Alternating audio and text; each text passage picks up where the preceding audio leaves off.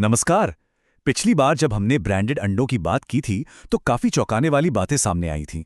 तो आज हम उसी कहानी को आगे बढ़ा रहे हैं। इस बार फोकस उन लाखों बिना ब्रांड वाले अंडों पर है। जी हाँ, वही अंडे जो हम सब अपनी पास की किराना दुकानों से रोज खरीदते हैं। सवाल वही है, क्या ये सुरक्षित हैं? चलिए आज इसी का पता लगाते हैं। आपको याद होगा पिछली बार की पड़ताल में क्या हुआ था।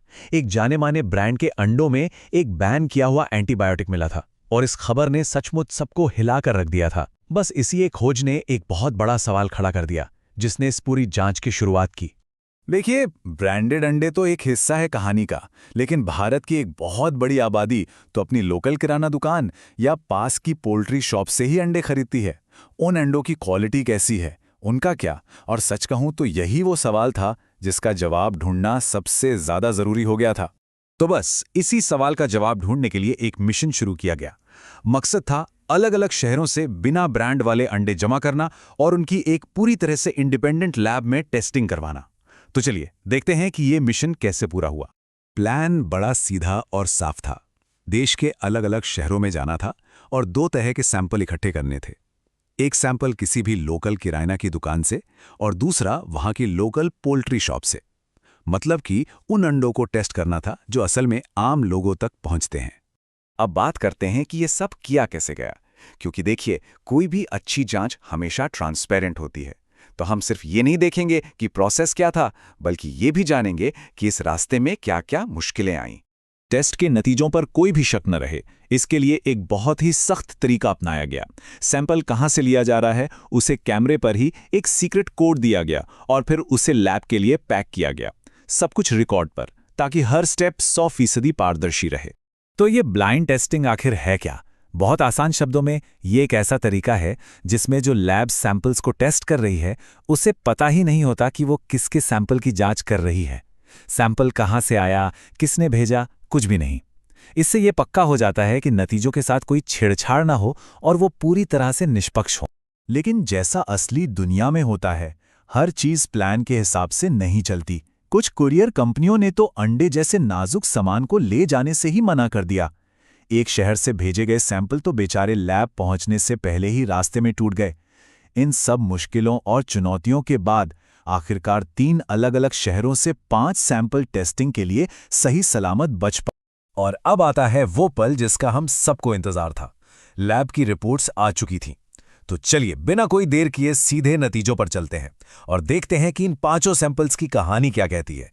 तो पहला सैंपल था NBN1 और नतीजा पूरी तरह साफ। इसमें किसी भी प्रतिबंधित दवा का कोई नामो निशान नहीं मिला। मतलब ये लिमिट ऑफ क्वांटिटेशन से भी नीचे था, यानी ना के बराबर। अगला सैंपल था NBN2 और इसका नतीजा भी एकदम क्लीन। ये सैंपल भी टेस्ट में पास हो गया। बहुत बढ़िया। फिर बारी आई तीसरे सैंपल की, NBS1 और नतीजा एक बार फिर वही। ये सैंपल भी पूरी तरह से सुरक्षित पाया गया। चौथा सैंपल था NBS2 और इसमें भी कोई बैन की हुई दवा नहीं मिली। 4 सैंपल और चारों के चारों क्लीन।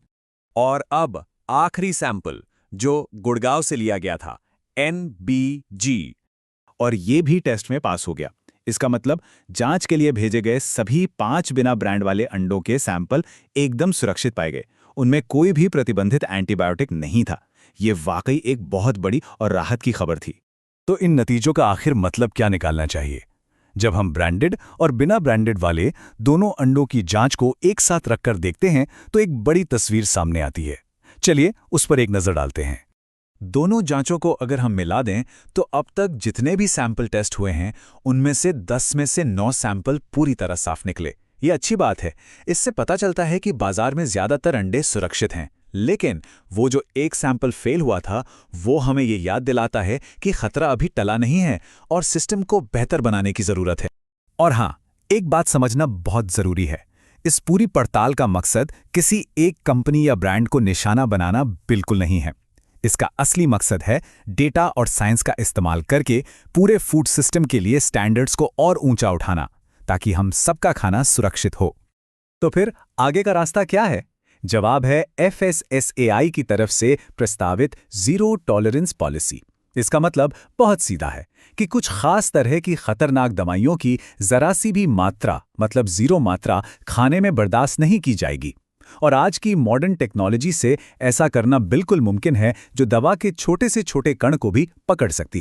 तो आखिर में सवाल यही बचता है, क्या हम सब मिलके, मतलब पब्लिक की जागरूकता और नई टेक्नोलॉजी के दम पर, अपने फूड सेफ्टी स्टैंडर्ड्स को उस लेवल पर ले जा सकते हैं जहां हर किसी की प्लेट में सिर्फ और सिर्फ सुरक्षित खाना हो? इस सवाल पर सोचना हम सबके लिए बहुत जरूरी है।